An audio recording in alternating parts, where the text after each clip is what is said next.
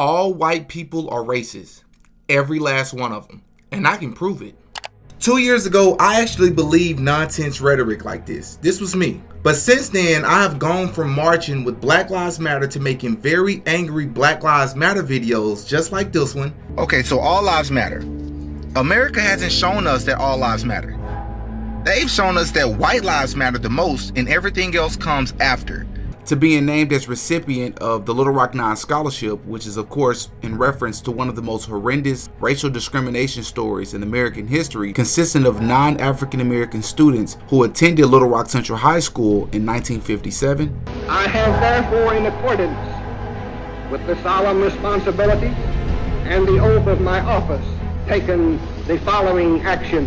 Units of the National Guard have been and are now being mobilized with the mission to maintain or restore the peace and good order of this community. Graduating from the Clinton School of Public Service and even meeting President Bill Clinton. To having a complete change in my political perspective. During this 2-year period, I spent a lot of time confused about a lot of things. So when confused, I do what I've always done, which is ask questions, right? And some of them being uncomfortable questions. Why do so many white people not understand that systemic racism and the generational psychology and ramifications of slavery are real things? Why do so many white people and conservatives ignore racism and pretend like it doesn't even exist at all? Or at the very least have, some sort of impact on some people's quality of life. I would not say just broadly that we have systemic racism. To be clear, do you believe systemic racism exists here? No, I don't. I don't know what systemic racism means. There's systemic racism, Mr. Forrest. No, I don't think there's systemic racism. Me, when they suggest that somehow this is not a matter of individual responsibility, but it somehow is systemic, that just doesn't ring true to me. Why do so many liberals blame everything on racism, sexism, and patriarchy, and all the other isms? Why do so many Black Americans ignore words like accountability and self-improvement and pretend like they don't exist? Conservatives never talk about Martin Luther King or Malcolm X, and liberals never talk about Thomas Sowell, right? And I want to know why that is. Welcome back to another episode of the Ruling Class Podcast, and of course, I'm your host, Demetrius Jordan, or better known as Didi, back up in this bitch with another video. Please hit that like button and subscribe to the channel. Here's my journey on how I went from the far left to the far right, and to the not so common ground between the two. Why are Black people always at the bottom and placed last in everything? I'm sure I'm not the only so-called Black person to feel this way or to ask this question as a child.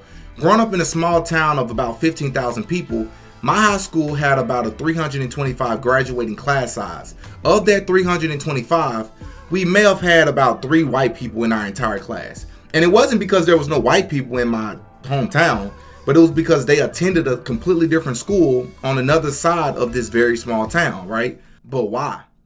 Decades after Jim Crow and the Civil Rights era, is this still a thing in the 21st century? What was so bad about me and my classmates that caused all these white people to enroll their children on a side of town where we never even crossed paths or even saw them? That caused me to do some research on the school, and it turned out that their school seemed to have a much better education system and more funding than my school had. At the time, I didn't understand state and local revenue, property taxes, and access to local resources, which all contribute to primary source of funding for public schools. In fact, my research for this video revealed to me that by 2012, which is the year I graduated high school, Arkansas, which is the state that I was in at the time, ranked 48th out of 50 states in terms of per pupil expenditures, according to the data from National Education Association's Rankings and Estimates report. This ranking suggests that Arkansas had relatively low levels of school funding compared to other states during that year. At the time, though, all I knew was that it seemed as if white people attended all the better schools and presided in better neighborhoods than anyone that I knew. And the portrayal of white people on television always seemed to paint them as smarter, more articulate, right, cleaner, richer, with a happier life. The life that I knew was riddled with poverty, violence, drugs, agony, alcohol, disease, more violence, guns, and more poverty. And most of the people in my vicinity were Black Americans. So whether I realized it at the time or not, this subconsciously made me feel like I was less than or not worthy of the same benefits as white people. It seemed as though their life and everything they had was just better. Not only am I black, but I'm dirt poor as well. This seemed inseparable and synonymous to me at the time, being black and poor, that is, right? So just like that, based on the things that I was experiencing through elementary and high school as a black person, combined with the things I experienced or I noticed once I was in college, this without a doubt perpetuated a victimhood mentality that I didn't even realize I had adopted. I was taught to believe that all white people were racist and hated me just because of who I am. They will always be the ones with the most power due to getting a head start because of slavery. So I would always have these strikes against me, right? It caused me to envy white people and the privilege they seem to have or innately have over me. And even after leaving my hometown for college, I continued to envy white people. In fact, I'll go a step further. I had an even deeper hatred or anger specifically for white college girls because I was attracted to many of them, but never felt like I was good enough, right? They came from more money than I did, seemed to be more educated, right? Had higher expectations than to date someone like me. And almost seemed disgusted that I even existed. Or was it just all in my head? I couldn't tell. Even after almost being killed in a car accident and being homeless for more than 2 years, although it was mostly white people who helped me during this time, I continued to secretly envy white people. But that's a video for another day. Stay tuned for that. Then 2020 hit. Among the multitude of things that transpired that year that no one saw coming, from the pandemic, the lockdown, all the different police shootings, that was the year I began graduate school at the Clinton School of Public Service. Lucky me. It was also the year I was inspired to start my own podcast, obviously, right? Following the George Floyd murder. I wanted to talk about things like race and politics, right? All the things that people say you shouldn't talk about. I remember very vividly hearing for the first time Dr. Umar Johnson making the very controversial proclamation that all white people are racist, merely by association at the very least. So all white people are racist. See, the reason why we have trouble understanding that all white people are racist is we think racism is about emotions. We think racism is about attitude. Racism is not about emotion. Racism is not about attitude. Racism is not about character. Racism is about power and privilege. Let me say it again. Power and privilege. Let me say it again. White people can love you. Some of y'all got white folks who really care about you as a person. One nigga, one. Did y'all hear me? No. Under white supremacy, every white person can like one black person. You might be the one. Good job. You know, and I was torn with this statement because, as ridiculous as it sounded, I understood the premise of the idea. But I knew from experiences that this statement just couldn't be true. And then I attended my very first Black Lives Matter protest. And it was weird. Very weird. I got tired of hearing people say all lives matter to discount the Black Lives Matter slogan. So I had a friend reach out to me and said, Demetrius, I want your opinion on something. I have a family member that's upset with me. I said, okay. And she said, well, this family member is upset because she was posting something on social media that said Black Lives Matter. Now, this is a Caucasian friend of mine, and this is her Caucasian family member. And she said, my family member is upset with me. I said, why is she upset? She said, because she said Black Lives Matter. And I asked her, why can't you say all lives matter? Am I wrong for that, Demetrius? Let me explain to you in 3 points what I told her. Okay, so all lives matter. America hasn't shown us that all lives matter. They've shown us that white lives matter the most and everything else comes after. But this movement has been emotionally driven by the fact that predominantly so-called black men and some women have been mistreated, profiled, and by cops. That's facts. You can't dispute that. This movement is about the forever, never-ending social injustices within this country. So when you say all lives matter, not just black lives, well, of course all lives matter. We get that. That's not what this is about. But it comes off as selfish when you're including yourself in a title slogan when people that look like you aren't facing the same disadvantages, which is what the origin of this is. Don't lose that. Number 2, racism. It is your duty as a human being to speak out. Wrong is wrong. Let me also be clear. There are many different forms of racism. Racism isn't just about what you're saying or what you're doing. It's also about what you don't say and what you don't do. I believe that just highlighting one issue disparage another. Are we not secure enough to be able to sit here and go issue by issue and just talk about one without disparaging another? Of course, all lives matter, but it's okay to say Black Lives Matter. All lives matter. No kidding. That's why we're saying Black Lives Matter, because until all lives matter equally, we need to focus on this. I would hear different stories about what happened during these protests, so after the George Floyd murder that we all witnessed on camera, I decided to go to a protest and experience it for myself. And it was then that I realized that groupthink is one of the most powerful yet dangerous practices that there is. Because it not only encourages people not to think for themselves, but it prevents people from doing their own research and asking questions. Most of the people that was out there at the protest had no clue what they were doing and seemed to be waiting on the next person to say or do something so they can just follow, along and go with their lead.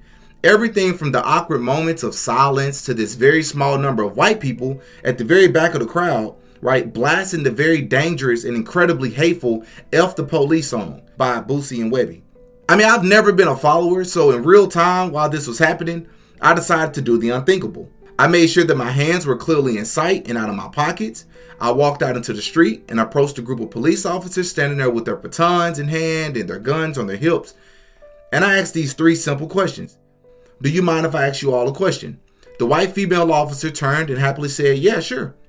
I then said, I understand that there's tension in the air, chants from the more than 400 people that's out here. But you all do realize that everyone out here does not find or believe that all police officers are the same, right? Multiple police officers quickly assured me, that in fact, they did realize that, and that they knew that many of the people that were in attendance were just there to express themselves or came to just be spectators. Then my last question for them was, so the challenge for you all is, how do you assure these same people that you do not see all of them the same? I began to walk away, and it was then I realized all the people that were staring at me in complete amazement and confusion. I continued walking to my car, and as I did, I saw a water bottle fly across the air, and all hell broke loose. Niggas finna get bad out here. They telling people to get out the road, yo.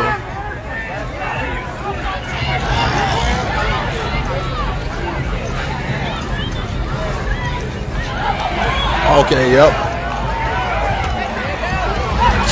It's over now. Oh. It's over now. It's over now. It's over now. Bro, they tripping, bro. Bro, they tripping, bro. I can't breathe! I can't breathe! I can't breathe!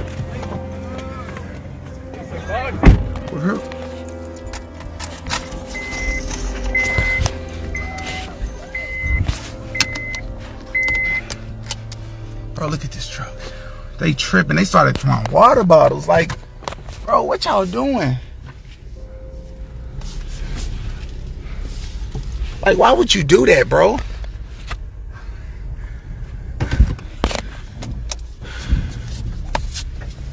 Bro. Oh my goodness. Bro, look at this, man. That left a pretty bad taste in my mouth about the whole Black Lives Matter protesting experience, and made me question why no one at these protests was talking about the lack of God, black on black crime, the destructive music industry, and the glorification of rappers as role models in these communities. Black people that get on the radio every day in white-owned companies, white-owned stations with white-owned sponsors that play the role of hypersexualized, hypercriminalized male. I asked these advertisers, I say, I've got hundreds of songs a day that celebrate killing animals. Will you put them on your station? They said, no. I got hundreds of songs a day that talk about assaulting women and abusing kids. Would you put them on your station? They said, no. I said, I got hundreds of songs a day that talk about murdering blacks. Would you put them on your stations? They said, well, that depends. Depends on what? Who it's done by and who it's branded for. Because if we can get black folks to sing about it and we can brand it for our youngest black audiences, I think there's money to be made. I think there's American appetites to see these people that way. I said, how can you say that? They said, well, look, it's what these artists know. It's what they, black people, create. It's, matter of fact, our surveys say it's what they want to hear, which speaks of a sickness. How do we live in a society where somebody says, you know what, I'm inspired to write a song that celebrates murdering another person. And then a person says, I'd like to put that on my station. Another person said, I'd like to pay for it. And then there's people out here in the audience that go, I'd love to hear it, as long as it's black guys. Because even white people buy rap music, buy this type of stuff, because we know that when we want to hear about killing each other, we know who to turn to for that type of inspiration. We call it our music. We say we own it. White people buy more rap than black people. Yeah, but we're very careful to turn it down at the stoplight when other black people are there. Why? Because we know we're just pretending. For them, it's more authentic and real. I always ask the companies, what about your name? What about your brand? What about your value? And the largest radio company in the world said this: it's okay that we only have drug dealers on our black youth stations. We only have murders on our black youth stations. We support black charities. We give out water at the Martin Luther King parade. I think we've got it covered. We've bought them off. Now, people get upset, the smartest guys in the room again. You're talking about censorship. I don't believe that. I believe in free art. Make whatever you want. I believe you should make music about anti-Semitism. I believe you should make music about killing dogs. I believe in this country you should make music about bashing homosexuals and driving them behind trucks. I believe you should make music about stringing people up on trees. I believe you should make music about killing whitey. I believe you should make all that music. But I also believe that in the mainstream marketplace, people should hesitate associating their name with certain content. You know, there's certain stuff you can't buy at the store. Certain stuff you can't get on iTunes because their brand doesn't want it. But if you want to hear black people celebrating killing black people, they got thousands and thousands and thousands of those things to sell you. I don't think it's about censorship. I think it's about American cultural hypocrisy. Because here's the truth. These black entertainers, they can't sing just about anything. There's some stuff that'll get them fired. And they get dropped, and they get fired, and they get slapped on the wrist, and they get disciplined all the time. Why? Because sometimes they step over the bounds. A very famous case is what happened with Rick Ross. Rick Ross is the Mammy Two Shoes, one of the many Mammy Two Shoes of our day. He's a black entertainer in a world carved out for him, and a role carved out for him by white entertainment companies. And one day he talked about, in the middle of a song that celebrated dealing drugs and killing blacks, he made a reference to date. And when he made that reference to date, that set social media on fire. That got 100,000 petitions in 24 hours. Hey, buddy, date rape is no joke. That had white people standing outside of Reebok in New York saying, you better take this seriously. We're tired of a rape culture in America. One line in one song moved the masses. And you know what Reebok did? Did they stand by him and say, hey, we believe in freedom of speech. We believe in freedom of expression. It's just a song. Calm down. No, they fired his tail on the spot. The president came out and said, this goes against our high standards. He's gone against the values of our brand. Shame on Rick Ross. We're disappointed. He doesn't know how serious date rape is. And when I saw that, I thought, wow, how convenient. Isn't that amazing? But here's what really happened. It's not their brand. It's not their values. Rick Ross went off script. He was hired to get black customers, and they think that black customers go with black bait. And in America, black bait is the hyper-criminalized, hyper-sexualized portrayal of black people. And as long as he had sung about that, the stuff that got him hired, he still have a job at Reebok. But when he touched other sensitivities that affect us, he lost his job. See, the truth is, it's not they that need to change. It's we that need to change. We created the lies. We created them for our profit. We own the companies. We own the record labels. We own the advertisers, and we keep putting it out. And it's this that's got to change. I thought about it. You know what? I wonder if White Mike could get anybody's attention on this. So I stood outside of a Walmart, and I said, hey, I don't think cops and blacks is very cool. And you know what? It only took 7 weeks of Mike standing out there, and they wrote a letter and said, yeah, we don't think it's cool either. We're going to pull our name off of that. The largest retailer in the world had never considered that maybe their commercial shouldn't be right before or after a song about young black men being gunned down. And I realized this, that black murder is normal, but it should not be. And I realized the importance at the coffee table, at every headline, every pastor's gathering, every family gathering to say, you know what, these black lives matter. It's not just another black kid. These are human beings. I'm doing my best in every way, shape, and form. Talks like this everywhere I can go to say, you know what, I was born in a world where black murder was normal. My kids were born into a world where black murder is normal, but I don't want to die in a world where black murder is normal. Am I 5 years or 10 years away? I don't know, but I'm screaming as high as I can. Let's feel this pain, and let's lift our voice to tell the lies. They are not criminals, they are not deviants, and their lives are just as important as ours. The breakdown of the family, lack of education, or what I like to call, father deficiency, which is not only the absence of a father in the home, but it's the absence of a good father in the home, right? More than 72% of children in the African American community are born out of wedlock. It just seemed hypocritical and counterproductive to just randomly come out and protest police officers that did not commit the crimes that we were upset about and scream hatred about white people who, once again, did not personally commit the crimes that we were upset about. And when you look at the media, they didn't focus on these issues either. They added to the incomplete narrative surrounding the black struggle. The next thing that happened that year only added to my political transition. About a month after the protests, I became friends with someone who had mutual friends with me. He and I ended up getting a drink one day and had our first full conversation. And it was about the George Floyd incident. And this is a white guy, by the way. He told me that he did not believe that George Floyd had been murdered. He talked about George Floyd resisting arrest, having a counterfeit $20 bill and having drugs found in the system, all the usual talking points and usual things that are mentioned by the opposing side that has absolutely nothing to do with the murder itself, but they always mention it. And I've always been open to hearing, other people's opinions on other topics. But I was 100% convinced that the only reason that this person felt this way was because George Floyd was a black man, right? Then he said something to me I never forgot. Even if I am wrong about this and you convince me otherwise, just hear me when I say that I am the furthest thing from racist. And this has nothing to do with the fact of him being black. I just believe that the media runs with the race narrative to control black Americans' emotions and to get them riled up. And it works every time without many black Americans paying attention to the facts. When's the last time you actually listened to someone who doesn't think the way that you do? When he said that, I really sat there and marinated in what he had just said to me because, I had never heard it put that way before, right? The media uses the word racism to play on black Americans' emotions to get them riled up. And even though I ended up convincing him that George Floyd was without a doubt murdered by Derek Chauvin, his words stuck with me and eventually led me to find people like Steven Crowder, Candace Owens, Officer Tatum, Matt Walsh, Ben Shapiro, Thomas Sowell, etc. Before, I would have never even thought to listen to them because I had always heard that white people who are on the right are extreme racists and black people who are on the right are coons and sellouts and bootlickers that hate themselves trying to impress white people. All the usual names that they're called. And then I stumbled across this viral video of rapper T.I. and Candace Owens. My mind was blown. Because you're making light of. No, I'm not. You're making light I of haven't the gotten to my points. enslavement I'm not of making people that look like us. You can't make light of that. That ain't nothing I you haven't breeze even over. finished the sentence. How am I making You light of started anything? with some bullshit. Okay. I had actually seen the video a couple of years before, and while not really knowing who Candace Owens was yet, I was very angry with her for going in on the black community so ruthlessly. But now, just 2 years later, with an open mind, I felt completely different. She wasn't being ruthless. She was simply being honest. She stated nothing but facts about the black American culture, quote unquote, the media, and even about Trump. So the things that I pay attention to are the numbers. I pay attention to the birth rates in this country, which is why I'm pro putting something down to stop illegal immigration. The second thing that I think is really important, and you may have heard me testify in front of Congress, is the illiteracy rates that are facing black America. 75% of black boys in California can't pass a reading exam. Across Baltimore, they looked at 5 schools. They couldn't find a single black boy that was a single black child that could pass a basic reading or a math exam. So I caught a lot of slack because I said this is the Democrat plantation, but I meant what I said.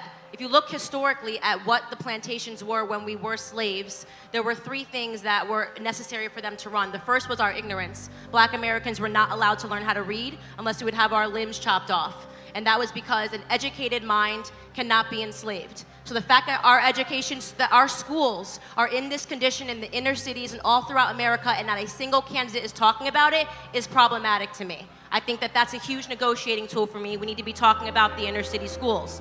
Another component, and this is the biggest issue that I think is facing black America today, which was important to maintaining the plantations, was the breakdown of family. The biggest issue facing black America is father absence.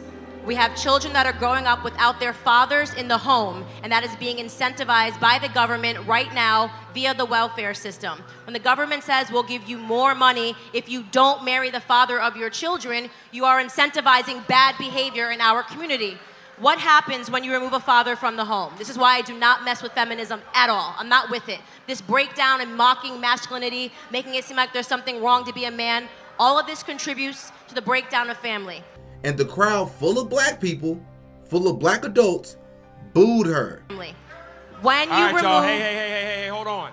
So, hold on, brother, hold on. There's gonna be an opportunity for each of you to engage, but I wanna make sure this sister has the right to talk while she's here. That's why we invited her. So let her say what she needs to say, and then let's keep it moving. Come on, y'all. Everything changed for me after I saw this video the second time. This led to many months of research on conservatism and its values. I realized more than ever before how lost, arrogant, and toxic many black Americans are in our own ignorance, right?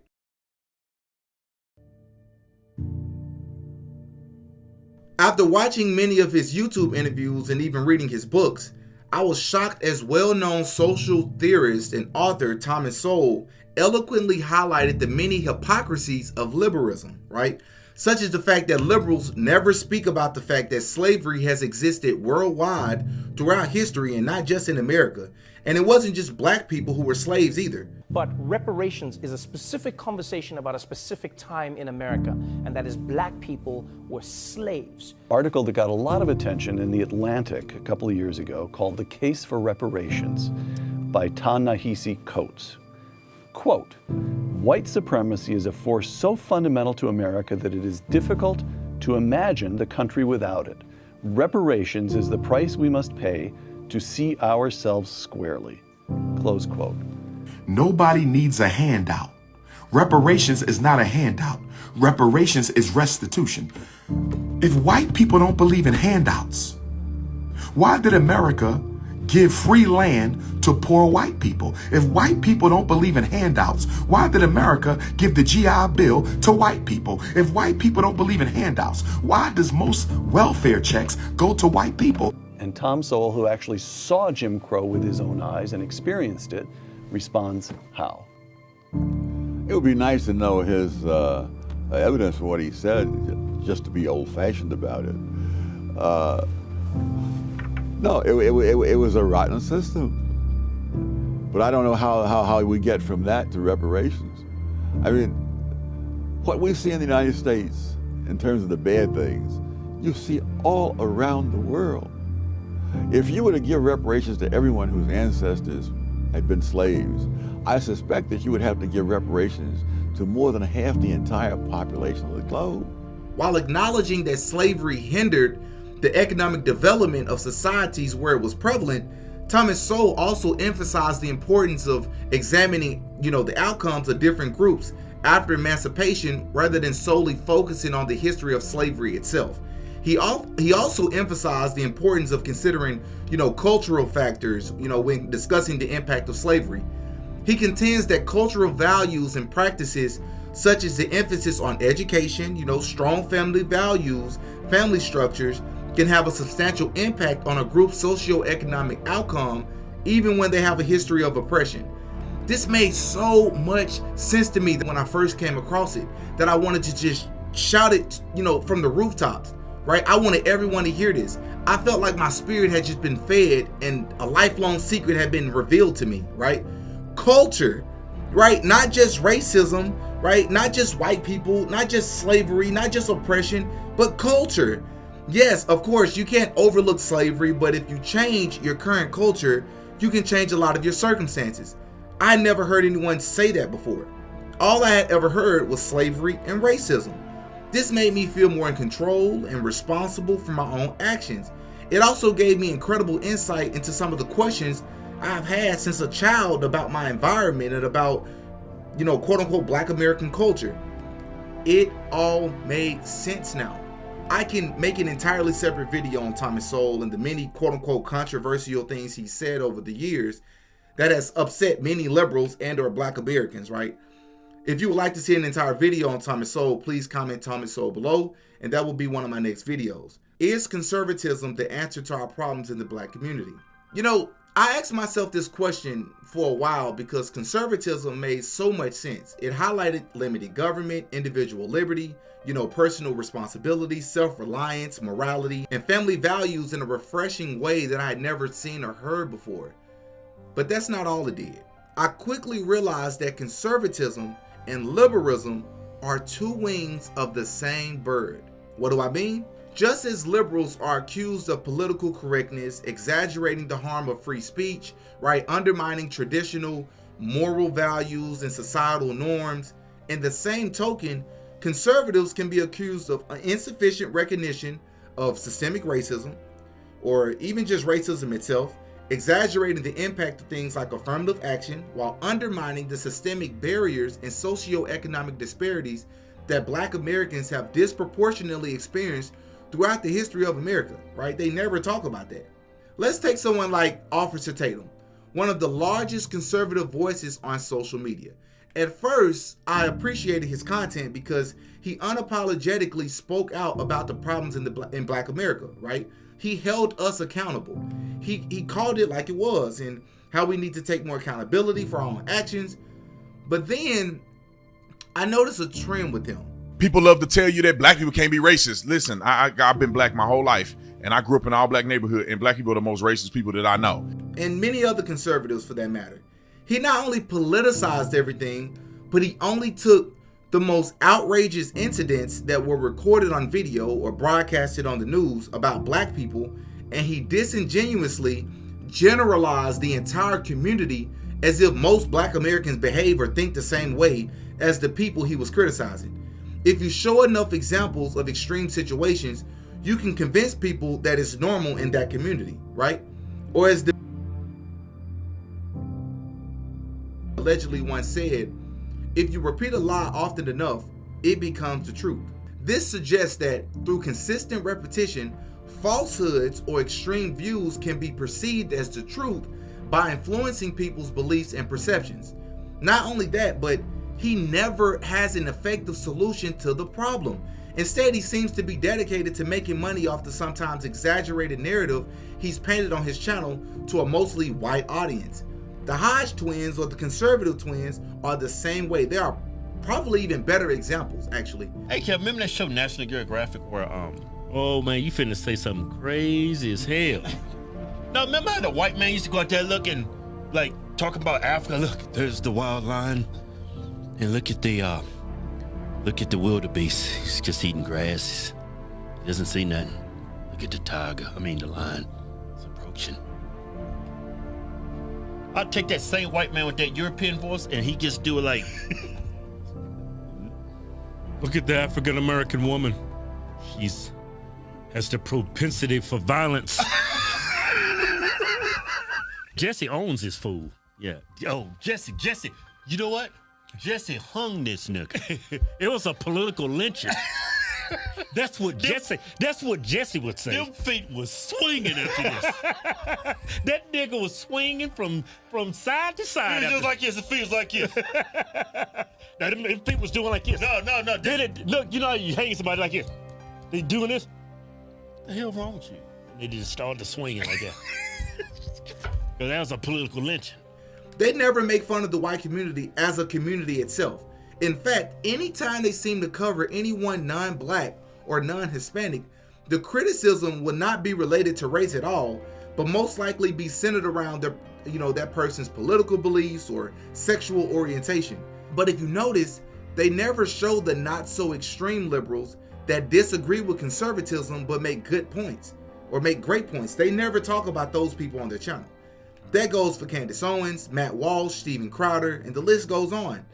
They never talk about the disadvantages many of these communities are facing. They never talk about the 18.8% of the Black population that is living in poverty, while only 10.5% of the overall population in this country is in poverty, right? They never talk about why majority of CEOs are white American men and how history plays a role in how these things have led to the way that they are today, right? For instance, a 2020 study by the nonprofit organization Alliance for Broad Diversity, or ABD, and Deloitte found that among Fortune 500 companies, 79.4% of CEOs were white. Or let's break this down even more. Let's talk about